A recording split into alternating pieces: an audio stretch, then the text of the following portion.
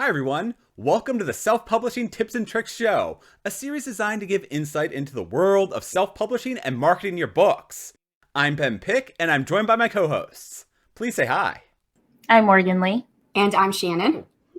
And we're going to be joined by Margaret Pinard in just a few moments. We're going to ask her a bunch of questions about her self-publishing journey and how she markets her books. But before we jump into the interview, are there anything new going on in your lives, Morgan or Shannon? The only thing new I have going on is I'm working on books 2 and 3 of my trilogy that will be released next year. So that's pretty exciting. That's about it going on with me. Sorry, so when you say next year, you're talking 2022 because this will be coming out in January 15th. So it'll be this year. Yeah. This year, I'm planning on releasing books 2 and 3 of my trilogy. Sounds great. I can't wait. Well, that sounds really exciting. And then for me, I am currently at the end of 2021, I am working on book 3 of my series. But when this episode comes out, I will have had my second book just launched a couple weeks ago. So I will probably be really busy dealing with that launch and what that looks like. Sounds great. Yeah, I'll be hopefully by then getting my professional editing feedback back, and I'll be passing it on to the copy editor and moving my debut novel down the line. I'm also coming out as Writing to Write with a really good mental health and writing episode that's going to be coming out on the first Monday of January. So please check that out and put a lot of myself into that episode. So hopefully it'll help you start off 2022 as best as you can. So now let's talk about... I look forward to seeing that. Thank you. So now let's talk about our guest author today, Margaret Pinard. She's a Portland, Oregon resident whose historical works explore immigrant stories in the 19th century, primarily from Scotland, and the struggles for agency within America's Gilded Age. She's published 5 novels, including the Remnants trilogy about a Scottish family who emigrates to Nova Scotia, Canada in the 1820s. Margaret is the founder of Yola Bókaflóð in Portland, which is based on an Icelandic-themed tradition of giving books as kind of a Christmas present. So she's also a regular on BookTube. Now, welcome, Margaret. Amazing. Great job with that introduction. Thank you, Ben. Thank you. Would you please just take a moment to introduce yourself as well, expand on anything, tell us about how your Yola Bókaflóð ended up? All the things. Yes, I loved hearing you guys talk about how it's January right now and all these great things have happened. I love pre-recordings. Cool. Yes, we just had Yola Bókaflóð in December of 2021. It was our 4th annual celebration. And as you said, it's an Icelandic tradition that because of historical elements since World War II, they have a big flood of books that come in once per year. It's a big occasion, and so they really celebrate it. They give them as gifts on Christmas Eve. They take them home, and like every introvert dreams of, have a cup of hot chocolate and read through the night. And when I heard that that was a tradition, I thought, how do we import this to Portland? So we made it an indie author festival, and that's one of the things that I've captained, shepherded through, and helped celebrate for the past 4 years, which has been great. Well, that sounds lovely. I know I saw a couple of your behind the scenes videos, which were pretty fun. So definitely disappointed that I don't live in Portland. I know. So yeah, we had a Portland contingent, and then we sort of expanded it to Washington, Idaho, Northern California, trying to make a Pacific Northwest. Last year for the pandemic, we opened it to people sort of more broadly, have partners, have panels, and made it just online because obviously we couldn't gather. And then this year we tried to have an in-person event again. And so like made it more regional. And there's room for all sorts of events, like we are all around the country. I think we're all Americans, right? Mm-hmm. Yeah. But so there's room for like international collaborations online as well as like regional get to know your people in real life, hopefully in real life coming back soon. Fun. Yeah. Unfortunately, I'm in the wrong Washington, so I'm opposite side of the country. I live there. I couldn't take part in the your karaoke thing. It was a little bit too late for me. Oh yeah. Well, I tried to push it like because I know the people who I know on the East Coast are like full-time job people, and so they can't like get home or have dinner until after 7. So I was trying to push it later, but we'll work around it. We'll make it different times for people to participate because that's what we like. So would you mind just starting us off on your indie publishing journey? What was your origin story in terms of writing? Okay, so we've got writing first instead of publishing. So writing, I guess you could say it started with fanciful essays and tales in grade school, graduated to Newsies fan fiction in high school. Shout out to all my Newsies fans out there. And then sort of went dormant when I tried to get into changing the world through college and after college and jobs in Washington, D.C. And then when I became disenchanted with that, the fact that one person was like shouting at the void, I thought, well, maybe I'm going back to writing, and that's really where I can make a difference in a different way. And so that's when I tried to write an actual book-sized manuscript. I did it about over a year during a job in DC, and then I had a book-sized manuscript, and I looked at that and I was like, well, why don't we try to publish this? And I did a lot of research for finding agents and querying that process in traditional publishing. And then I thought, well, if I'm leaving my job, I'm moving back across country, I'm going to start over and get a different kind of job so that I can become an indie author. I'm not ready to undertake that whole search at the same time because I think that's going to be like soul crushing. So let's go with the indie author route. This seems like a great group of people. And that sort of is what launched me into my first 5 novels. So yeah.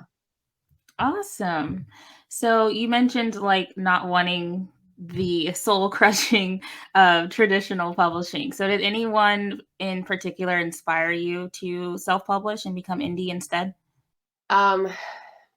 So when I started self-publishing in 2013, all you youngsters out there, what I looked at and saw on the horizon was not a bunch of helpful channels on YouTube and not a bunch of people spilling secrets about their actual figures and everything.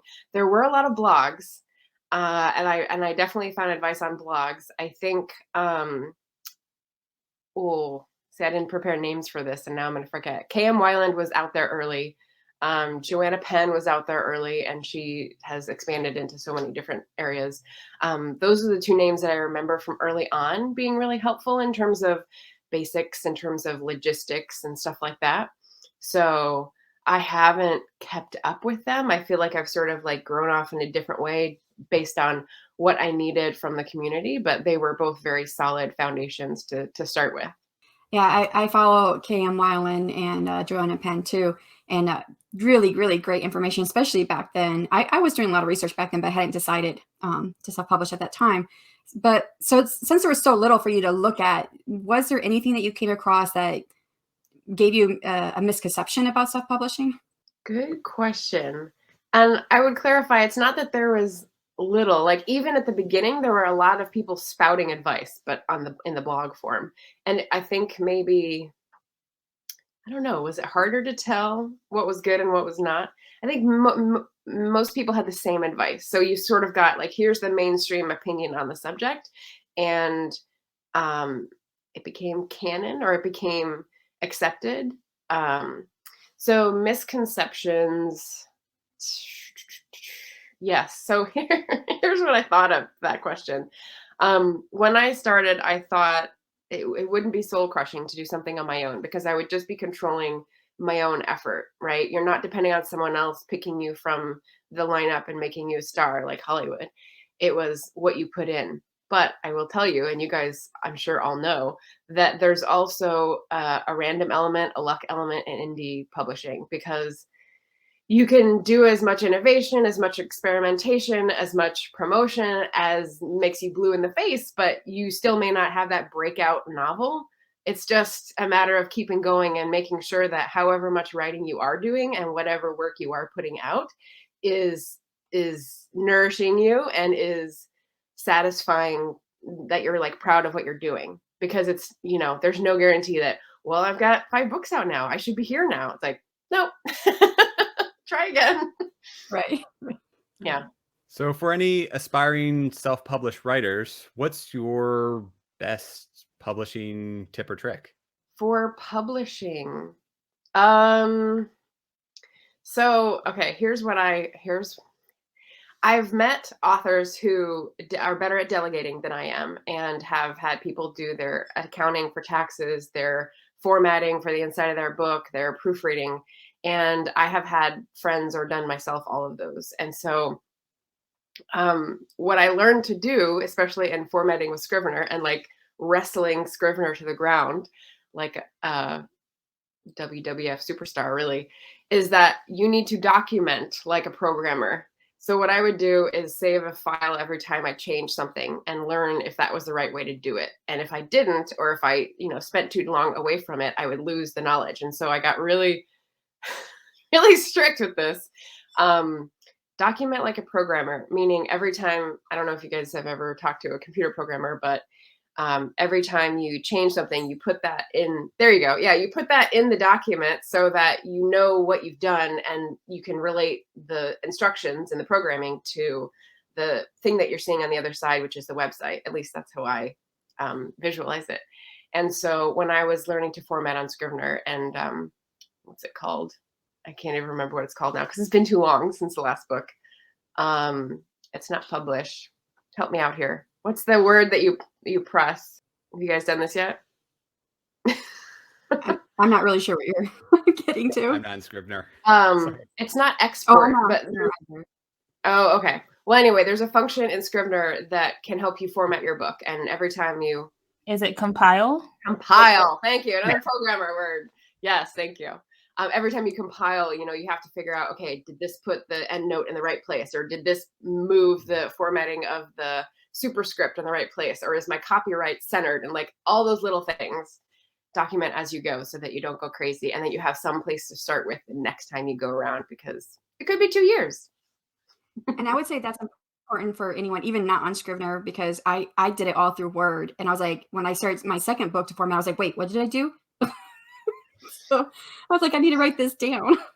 Yeah. I had a notebook and it was just messy notes of like, tried this, number 13, tried this. And like, you couldn't do too many changes in one. You had to like export it and see, and then try again and tweak and try and tweak and try. And I was like, oh my God, talk about intense. Yeah, I've been fighting through with Calibre, which I've just given up on at this point. So I'm going through something else now. Oh, Oh, that's what I use, Ben. I use Calibre, but you set up your Word document a certain way, and if you do it the right way and you put it into Calibre, then it works out great.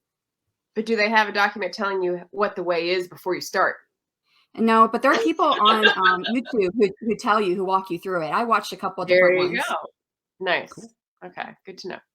Nice. So are you comfortable discussing any publishing missteps or things you would have done differently?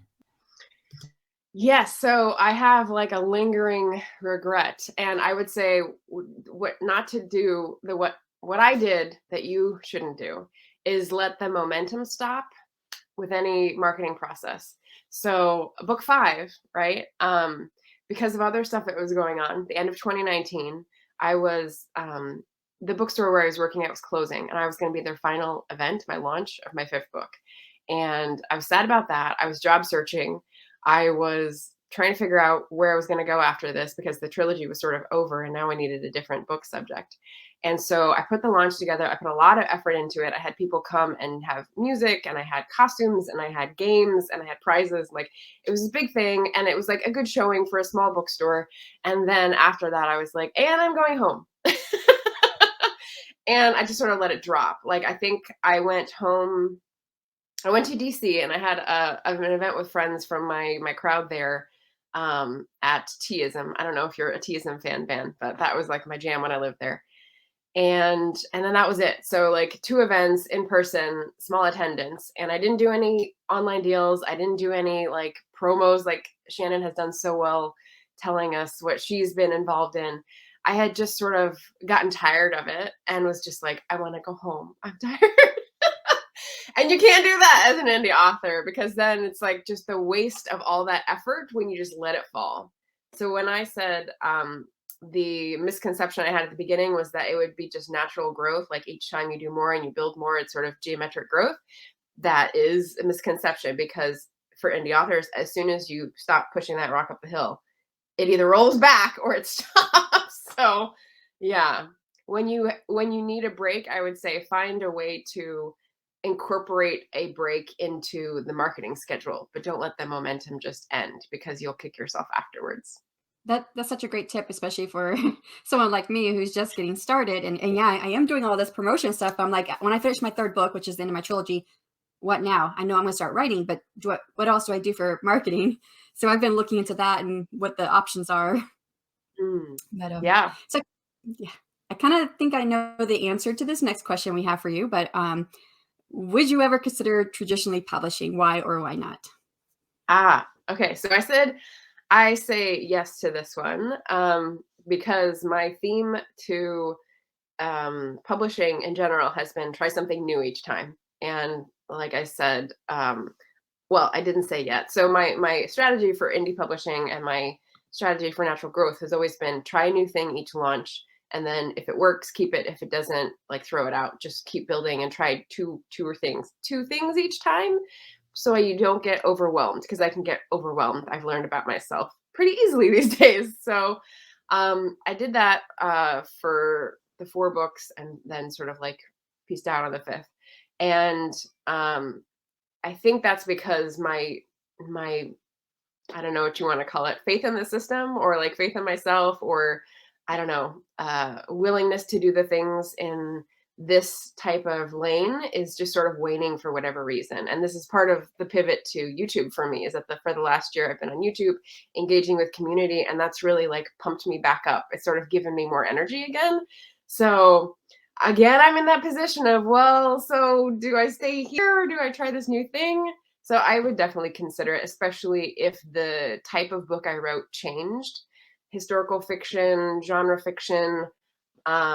I think I know the markets for traditional and indie better now, having talked with a lot more people and having talked with traditional people more than I ever had before, because I'm with A Mighty Blaze. I volunteer for a publisher's sort of show that highlights new authors coming out with books, and they're all traditionally published with the Big 5. And so I get to hear a lot of their backstories, their writing process, their publishing process. So I get an eye on both sides, which I definitely did not have before I started this journey. It's really cool. Going back to how you were pushing a boulder up a hill and Yeah. trying to make sure that it doesn't fall back down, what advice do you have from the moment that self-published authors press publish, from the moment their book is out there, to make sure you don't lose that momentum? So what did I think of for this one? You guys had such specific questions that I wanted to make sure I gave different answers for this one. Okay, here's what I came up with. From the moment you press publish,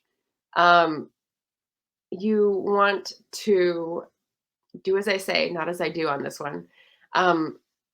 Make sure your information is current. So one of the most basic things is like leaving bits of yourself and things that you don't maintain anymore that are no longer current. So it makes it harder for people to find you.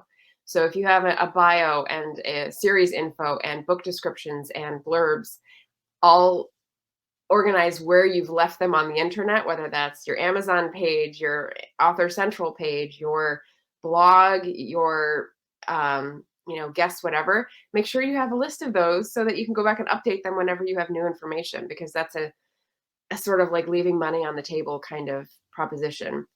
So keep track of where you have information about yourself to make it easier for people to find you. And also, this is one I just added this morning. From the moment you hit the publish button, you should be not putting all your eggs in one basket. So as soon as you've done all the work of the writing, the editing, the cover, the formatting, the publishing, because that's its own thing, and the shipping and the ordering and the website shopping cart, all that stuff, and it's finally like out and live, and you've had a pre-order campaign or whatever you've managed to put together, now think diversify. How do I spread out the risk, right? Because as an indie author, I think that the first and most important thing to you is that you get your books out in the world, right? You sell your books, people read your books, people leave reviews. But for me, especially over the last year, I've been trying to think about how I diversify both for emotional reasons and for financial reasons. So we were just in a live stream earlier today talking about Ko-fi and platforms like that. And I have a Patreon that I started, and just other ways that people can see you and your writing and writing adjacent things. Like my Patreon has snail mail in case people like getting letters in the mail, as well as a book club. And I know book clubs are a dime a dozen. Everyone has one. So you need to figure out like what works for you. What is writing adjacent that brings you joy that would also work for your audience? And of course, that should fit in with all the stuff, all the research you've already done for audience and everything. But those are two things that I was like, I can definitely keep these up without driving myself crazy. And that helps me diversify and like appeal to more people and not make it all about the books, and selling, because I don't think many of us find joy in like the sales reports. So yeah, that would be my advice. So that was a lot of really good advice. I think that's really interesting that you have the snail mail option for your readers. So that's really cool. So what type of marketing do you do specifically for your books? Marketing for the books. Okay, my answer for this is that everything is marketing. So I'm sure you get this from marketing folks. I am not a marketing person, right? Political science, French and Francophone studies, musical theater. That is my like major and minor background. So what the heck am I doing in marketing? I would say that the stuff I do specifically for the books, lately anyway, is social media oriented. And I think that's kind of a trap that indie authors fall into, because one, social media does not have a solid track record at selling books. And two, it can suck all your time down the drain. So you don't want to focus on it like a laser, for sure. So other things you can do are run sales, you can run promotions, you can join collaborative groups that like trade favors, you can go to events in real life. At one point, that was my what I wanted to do as a strategy. And so I was really hustling, trying to connect with bookstores and try to get different themed workshops to like offer. But here's another difficult thing that you have to struggle with is, how do you aim to appeal to readers sometimes rather than writers? And on AuthorTube, this is definitely a thing. So if I was thinking, oh, well, I have these things that I know because I've written these books about Scotland in the 1820s, I went to a bookstore in Vancouver, Washington, and did a workshop on setting that was like, how did I come up with the setting? How did I research this time period? And it's like, is that interesting to readers or is that interesting to writers? And so writers do buy books, that's true, but sometimes it's harder to get at your audience of readers and what they really want to do. But there's a lot of options for marketing books, as you all have definitely seen online and exhibited, tried yourselves. But yeah, everything is marketing. So if you zoom out a bit, besides your brand, your personality, your social media, the time you spend with others, how you conduct yourselves in the presence of other people, like all of that is how people are going to see your writing and your books. So when you're here, like, be kind, laughter, like be interested in what other people are saying. That's how you want to connect with people, and that way you'll lead them with the trail of crumbs back to your books. That's really, really great advice. And I do think that can be harder, especially trying, like you said, get to know people, interact with them. That could be a bit harder for someone who's introverted like me. I don't know. Do you consider yourself an introvert? Yes. Yes. Oh, okay. So you have to probably push yourself to get out there, especially putting together some of these events that you've done. Yes, So, but what is not seen on screen is that like I live alone and I have a cat. So when you don't see me, I am like powered down to zero. So that's what you guys don't see. That's the balance. Everyone has a different like formula. So for sure. Well, I really admire everything that you're doing, because I think it's all wonderful stuff that you're doing for the community. So what has been the best money you've ever spent marketing your books? Okay, so this is actually not payment. So Shannon sets the example with the, return on investment videos that are stellar. I have tried to do everything without paying for anything, which is sort of silly, and I wouldn't recommend it. But I do have a best marketing tip advice that did not cost any money. So I hope that qualifies for this question. So when I was looking for local things that I could be connected with, I definitely went to the library. And if you haven't gone to the library to see how they feature local authors, do it. My local library in Portland, the Multnomah County Library, has something called local writers, and they have sort of a catalog that it's kind of like Smashwords. There's a premium catalog, and then there's like everyone else. You can be in the system, but like they put a page together where it's books that they've sort of vetted to make sure that they're of a certain quality. And all my books are in there. So it's like something you apply to, and you just are known each year, each launch, each book you send to apply, whether you're in, and it's fantastic. All you had to do was be in Smashwords so you could send them a free copy. So I think that's the original reason why I registered with Smashwords and put my ebooks on there. And then the library could have access, and they saw the books and they put them in. And not only do people see it there, but then the library also buys like 15 copies because it's a new book by a local author. And I was like, yes! So that was just like a joy day, you know, like something that you can do that doesn't cost money, that's local, and like, I don't know, connects you to other local writers. So it was like win-win-win all the way around. That sounds wonderful. I know a couple of libraries around me that I'm going to have to start stalking now. Right? So along the same lines, what's one marketing strategy that you wouldn't want to do again? Wouldn't want to do or would never do again. So my Never do answer again, for this sure. my answer for this one is one that I paid for. So I paid to have big journals consider reviewing the book, like Midwest Book Review, Library Journal, Rain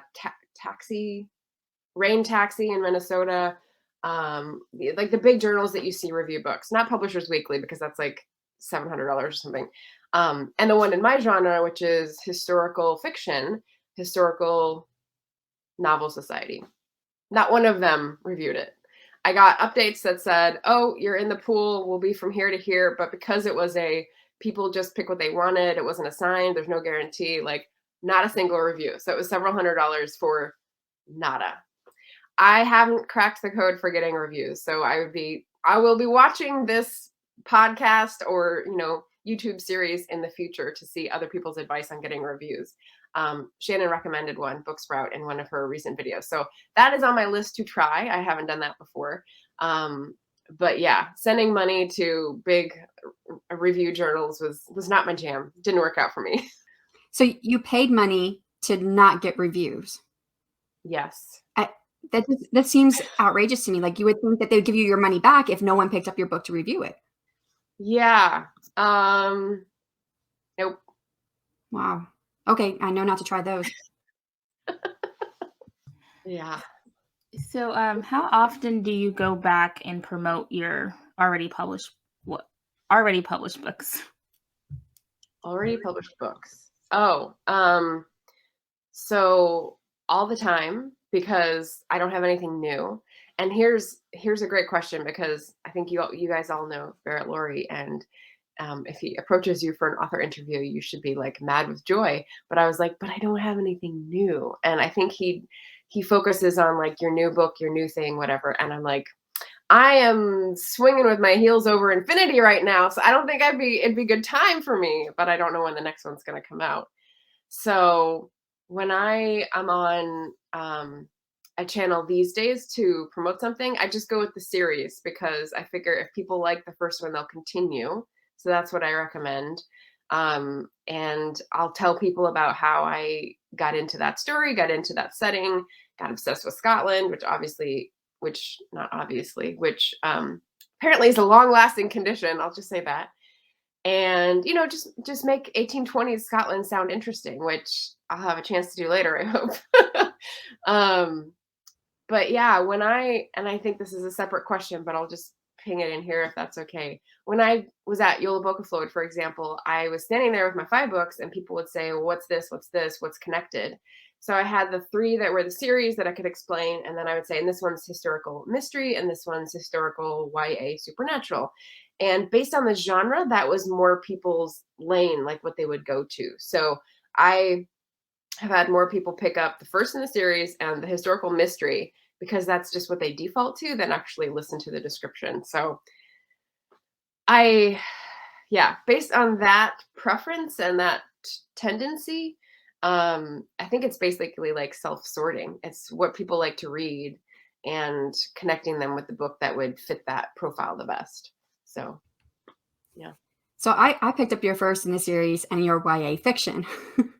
So, Yeah, but I haven't had, but I haven't had a chance to read either one yet. I will get to it. But I watched your video on your 2022 goals, and I just left a comment this morning. So you probably have not seen it yet, but I had an idea that because you have that trilogy, you said you don't really have anything new to market, but your trilogy is not in a box set. So that is an idea. You could put it into a box set. Whenever you make a box set, you can promote it like it's brand new.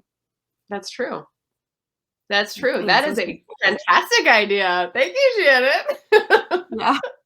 And it's on your channel, comment too on your YouTube video. Let me say that's YouTube because I know we'll probably have some listeners eventually on our podcast, so they know to find you on your YouTube. Yes, thank you. So I think mine. Yes, you're welcome. So there's even I think all of us we see so many resources now. I mean, like you said, it was a bunch of blogs when you first started. Now we have YouTube videos. You still have all the blogs. There's so many resources and tips out there. So how do you funnel all that noise down to what is useful for you? So that is a great question. And they're in all medium, right? They're in all media. There's podcasts, there's YouTube, there's blogs still, and there's like Instagram live interviews. They're everywhere.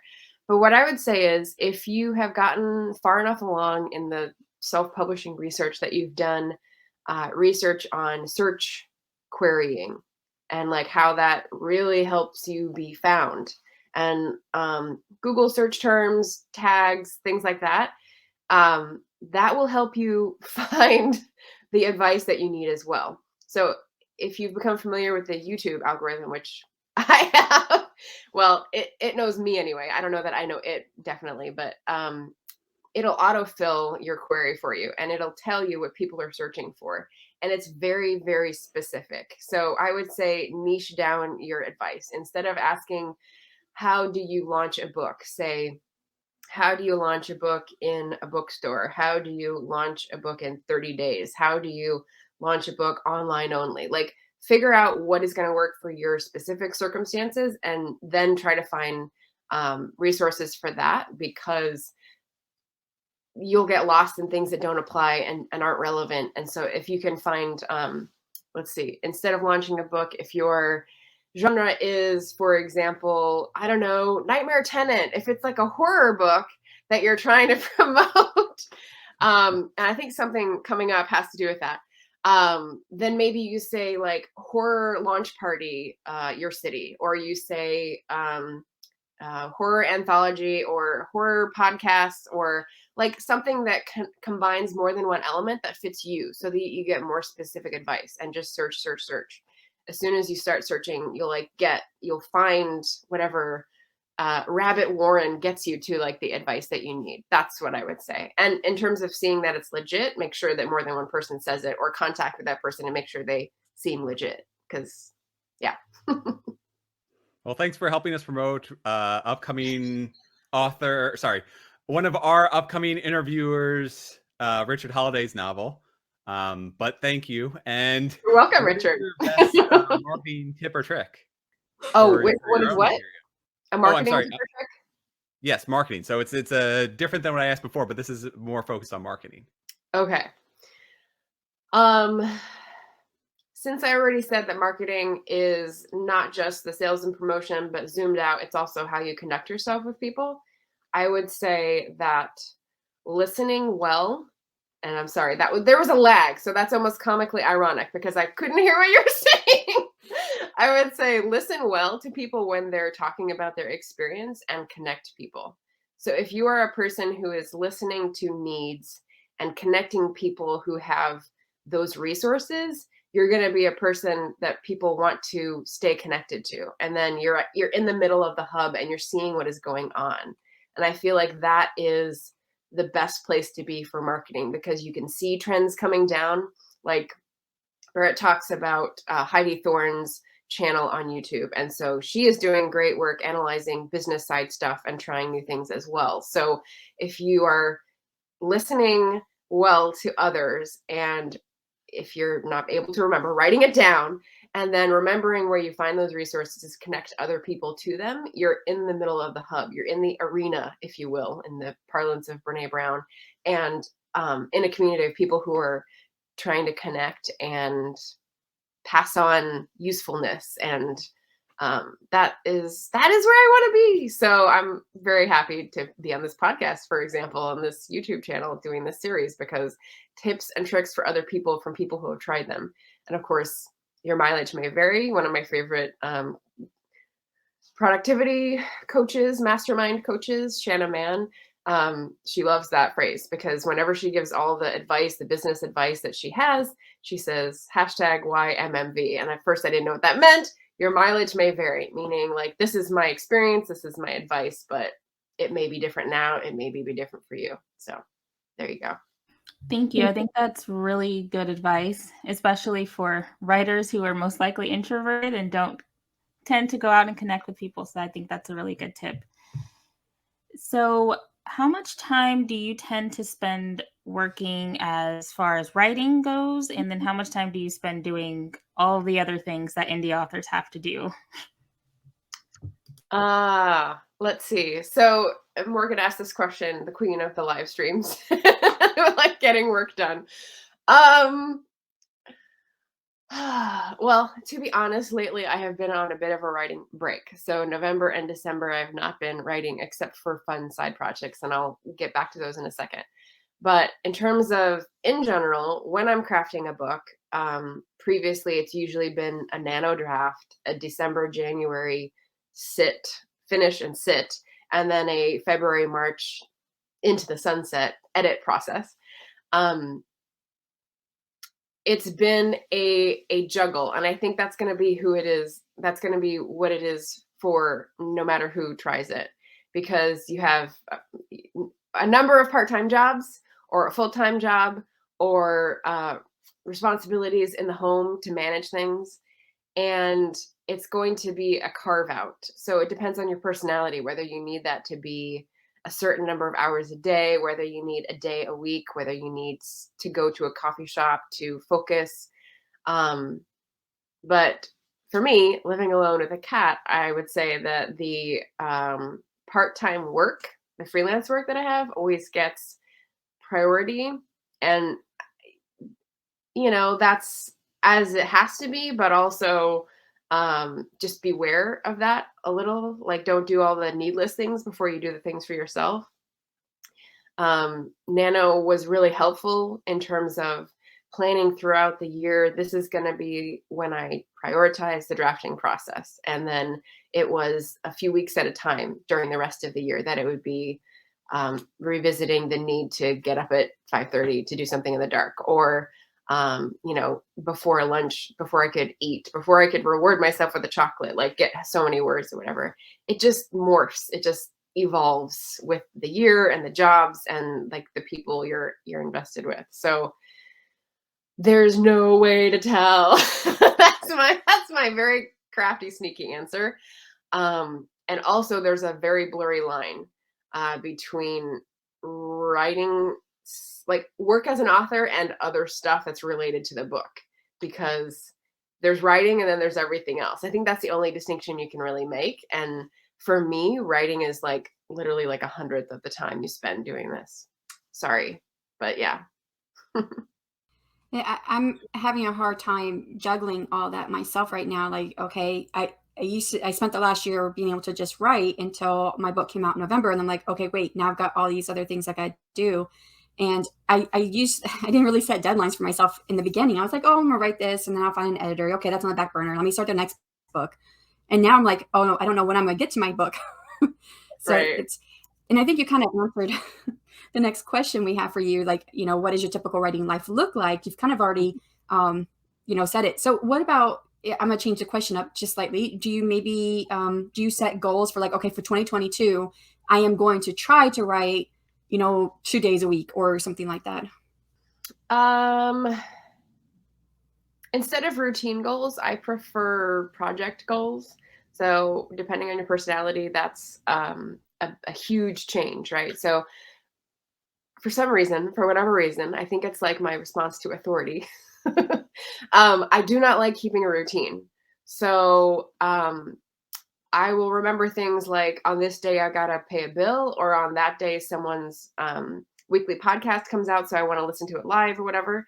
But for myself, when I have something coming up that's like, I do this every so often and it's like a regulated thing, I go, no, I can't do it anymore. Like I just get this weird, like inner jitteriness of like rebelling against a routine for myself. And I'm sure people can relate to this. And on one part, you can have people saying that it's writer's block or it's like inner demons and it's just something you got to face up to and like sit your butt in the seat. But on the other side of it, it's like, but this has been something that's going on my whole life. And I don't know what it is, but like staring it down has not helped in the past. So I try to make it more of a shifting target and more project based so that it's like a race that is going to be over and it's not going to be a routine that stretches into infinity and becomes totally boring. So project based goals include nano, but if nano is too much of a thing, you can make your own. When I am doing editing things, the goal can be like so many pages per day. It can be to meet up with the friend on Saturday and say I did like so many chapters. It can be, if you do have live stream dates where you're productivity sprinting or whatever, and you're like, okay, that's my time to do this thing. But when you have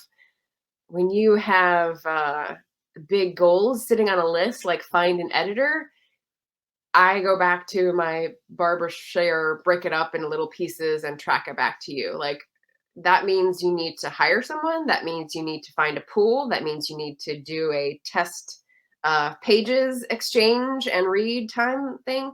And like you have a schedule that backs up to like the first step. And then the first step doesn't seem so hard. So Barbara Share is like a 1970s, 80s, like productivity guru queen. She's passed away, I think, but like her legend lives on. So I would definitely recommend for anyone who's, struggling with finding time or finding a routine or not wanting a routine or wanting goals, but not the way everyone else does goals, to read. Now I can't think of the name. Wishcraft. Yeah, it's a classic. So when you're researching a specific historical event, what exactly are you looking for? What lights up your mind or helps inspire your scenes, your stories, your characters? Okay, so jumping into the genre, awesome. Historical fiction. I'm in such a minority here. I think Nia, Vixen of Fiction, is another historical fiction writer, and Christy Stratos, but like there's so few of us. I always go, my eyes get big when I see another historical fiction writer. So what is the magic, right? It kind of gets at the same question as like character or setting or plot. And when I am reading nonfiction, as one does, and come across a passage that is usually it's a bare statement of fact about something that happened or that changed, or the story that I have for the Keening is kind of weird. I read about a tariff change, and I was like, this is going to be a story. So at the end of the Napoleonic Wars, there was during the Napoleonic Wars, like Regency England, there was a tariff against a certain product coming from Spain because they were at war with Spain. And as soon as the wars were over and a certain period of time had passed by, they said, we don't need this tariff anymore.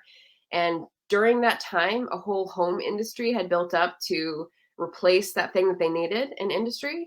And when they let the tariff down, all the cheap stuff came in from Spain and the home industry completely collapsed.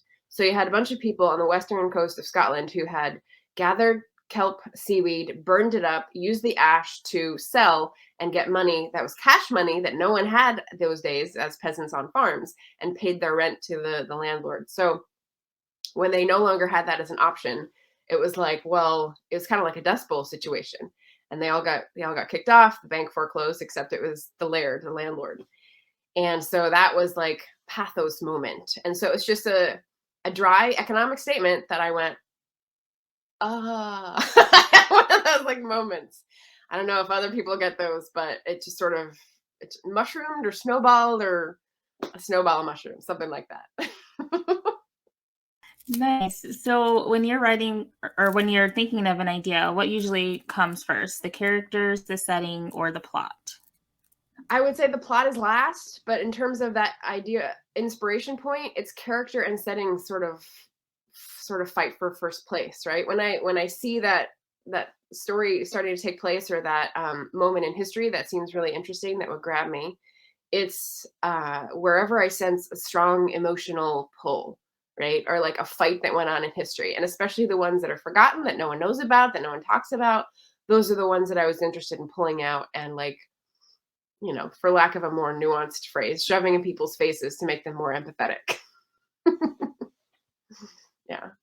Now, Remnants is a series, but your other two books are standalones. And aside from marketing them maybe towards the person you're specifically trying to sell, as, you know, this is a murder mystery, whereas this might be more young adult, have you noticed a difference in how you're trying to sell the series versus the standalone? Well, as someone has just told me, like, you can box set something. So that's a different way to sell, which I will take under advisement for sure. It's interesting. So I got to meet two fellow booktuber, author-tuber folks at the Yellow Book Float Festival. And one said they already had the Keening, and so they didn't want to get they had it in an ebook, and they didn't want to get a paperback version of the next one in the series because they needed it to be uniform. So different people have different needs. But do you market them differently? I suppose you market the first in the series much more heavily because you feel like there will be read through. And so you feel like some of your efforts will be, you know, multiplied, and not having to go back and specifically market. But that also makes marketing the second and the third one really hard. I went back and tried to ask for reviews on the second and the third one, and they were like, well, do I have to read the first one? And you're like, well, no, not necessarily, but you'll get more out of it. That's been my answer. And now I get differing reports. I had one reviewer write back and say, Stormwreck and Spindrift was, well, they asked if it was fine as a standalone to review. And I said, yes. And I said it with confidence because I wanted them to review it.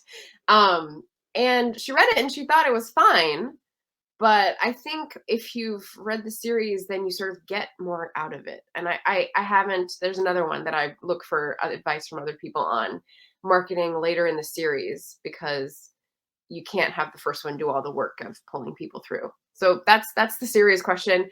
And marketing standalones, I think, is easier just because you're saying, drop it in your bag when you go on a flight, or no flights these days. Drop it in your bag when you are waiting for your kid at school. You know, it's a good book to read in a moment. It's a good book.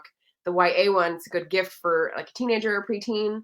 So I think standalones are easier to market, but that may be just because I haven't figured out the marketing of a series. And I don't know anyone who has a marketing video on that. So if you guys know, let me know.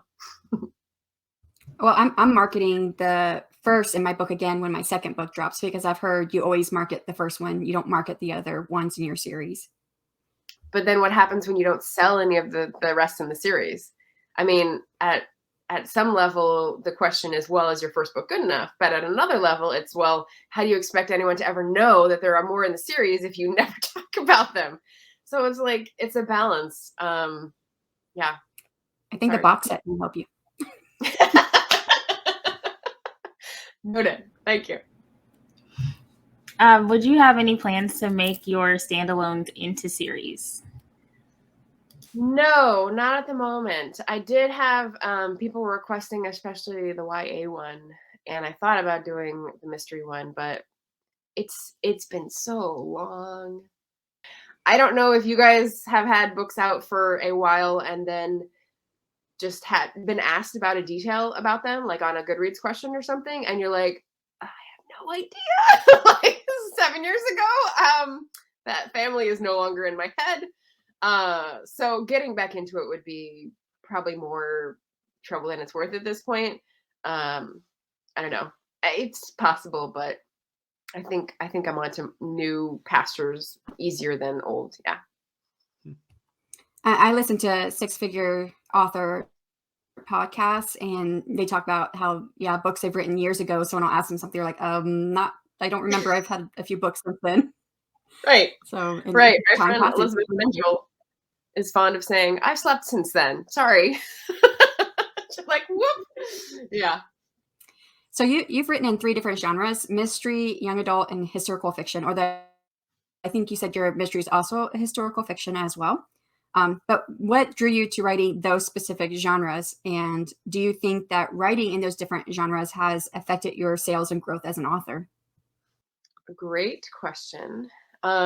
So with this crop of books, these 5 books, I can definitely tell people they all have historical elements. So that's like the playground or the sandlot I'm still playing around in.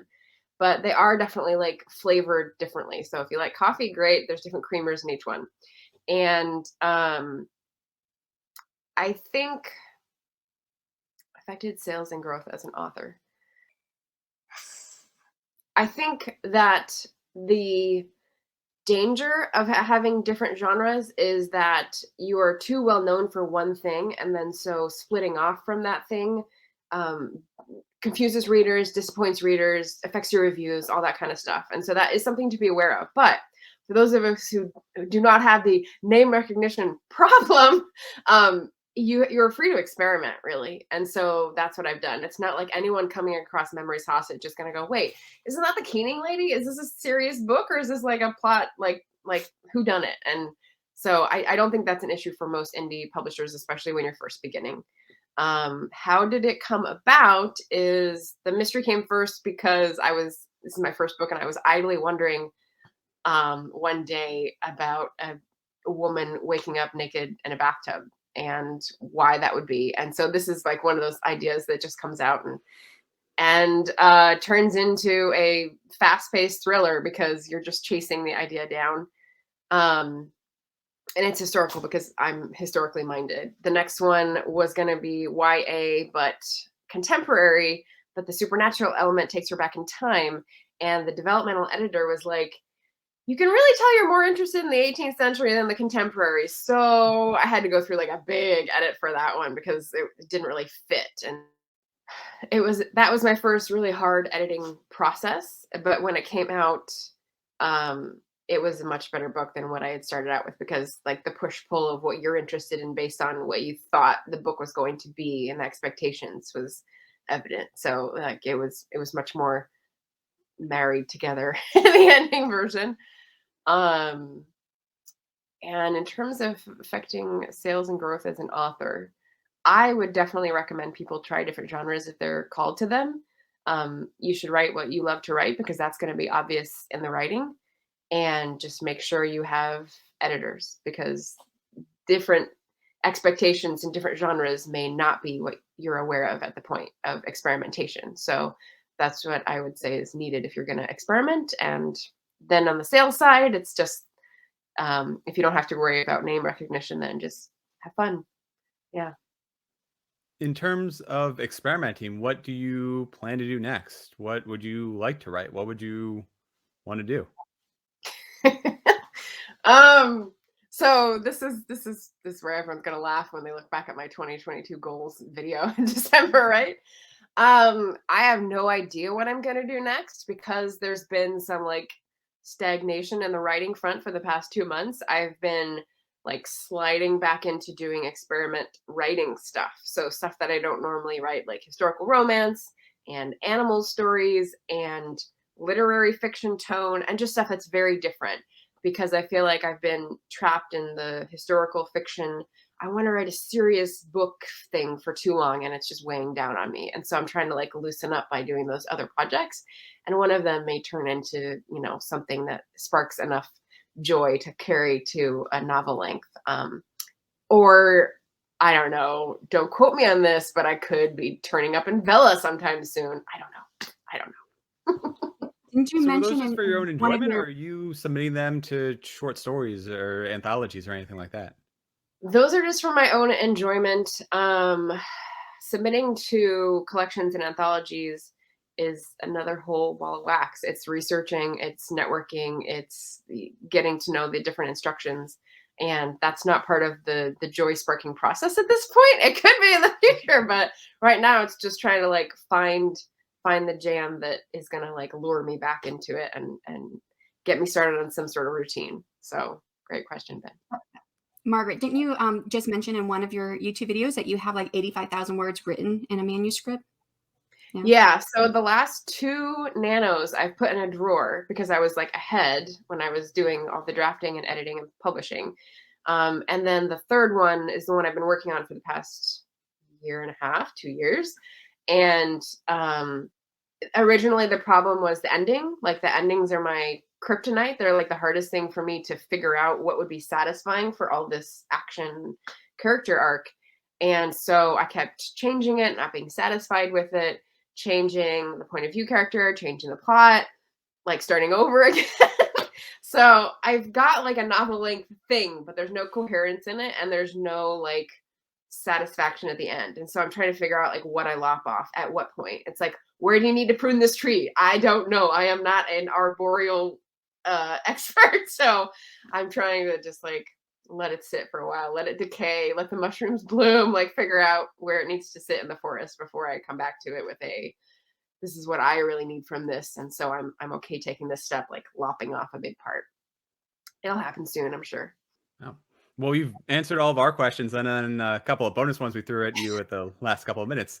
But before we wrap up, can you tell our listeners where you can be found and especially where they can purchase your books?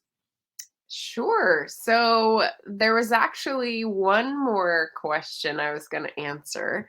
If you don't mind me like jumping into that before I do my conclusion. Go for it. Go for it. Um, Sorry. So there was a question about the most helpful change in the world of self-publishing. And since we've been through so many reboots, reiterations, like changes, growths, like springing of different platforms, I thought I'd just take you through a little tour of the things that are no longer available and then end on a happy note because this is going to like depress and then I'll bring you back up. So, Kindle Unlimited did not exist when I started, and they had Kindle Select or Kindle KDP was the Select program, and you didn't have restrictions in there, so you could go in for 6 months, get a better rate, and then drop it and be in parts of other promotions. There's a lawsuit against Amazon right now about returns for audiobooks. So if you're an indie author that gets to the part where you want to make audiobooks and it feels like Audible is the only is the only option, I would say consider your other options because they're going through a mess right now. There's no coupons for Audible anymore, which is how, once again, Amazon cornered the market by getting people addicted to that platform and then not recognizing any other. There are no Ingram coupons anymore, so the cost of uploading every editing detail to Ingram has gone up. There's no free Goodreads giveaways. I don't know if you guys remember, there used to be free ones for authors, and now they're all paid. Shipping is more expensive. There's only one distributor, so there's no competition between Ingram and Baker and Taylor. There's constantly changing metrics and placement of them on all of the social media platforms, especially the devil that is Meta right now. But here is the bright point that I see. So all these things that I took advantage of at some point and I thought would help and I did experiments with, they're all gone. Like mostly Amazon Innovations has like clamped down on all those little freebies they did to lure people in. And now we're in their clutches. But here's the thing that I think has evolved that is inspirational and helpful.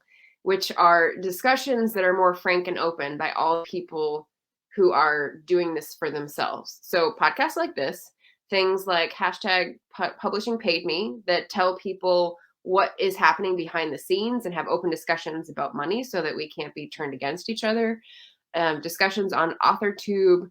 I feel like they're growing up, right? So all these efforts are so young and they're so in their infancy in terms of what's the etiquette, what's the expectation.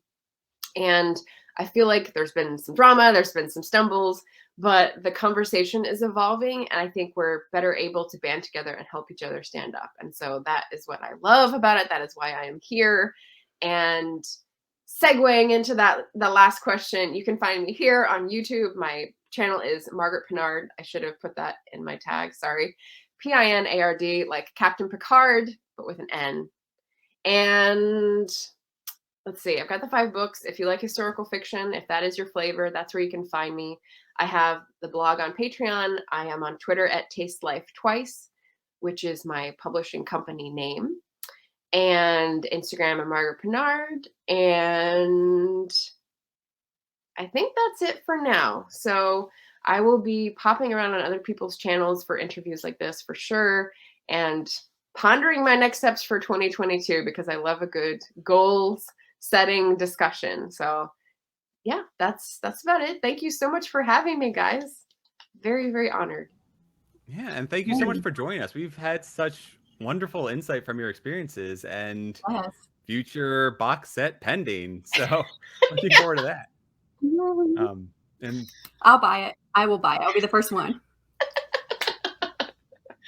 Awesome. Thank you. Yep. So thank you so much to our listeners and our viewers. Our next episode will be coming out January 31st. We'll have Richard Holiday on the show, who likes to take the ordinary and make them grotesque and gruesome. And we heard about his novel already in his speculative fiction stories. And that's it for this episode. So goodbye, everyone. See you next time. Bye. Bye. 22.